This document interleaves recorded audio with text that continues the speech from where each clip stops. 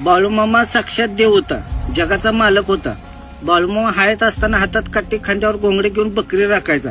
दरी खोऱ्यात, डोंगर दऱ्यात, उन्हा पावसात, थंडी वाऱ्यात बाळूमा जिथं मेंढरं विसाव्यासाठी बसतील तिथंच झोपायचा. कधी बाळूमाने 15 दिवसातून एकदा आंघोळ करायचे, पण मामा कधी कोणाच्या घराला गेला नाही. पण आजचे बुवा लोक बाळूमासारखी वेशभूषा घेतात आणि लोकांच्या घरी जायला 10-10, 15-15 हजार घेतात. आशीर्वाद द्यायला 4-4, 5-5 हजार रुपये घेतात. बाळूमासारखी तिने कधी मेंढरं राखली नाहीत. बाळूमासारखी या मेंढ्याची कधी काळजी घेतली नाही. कधी बाळूमाच्या बकऱ्यातून राहिली नाहीत काय.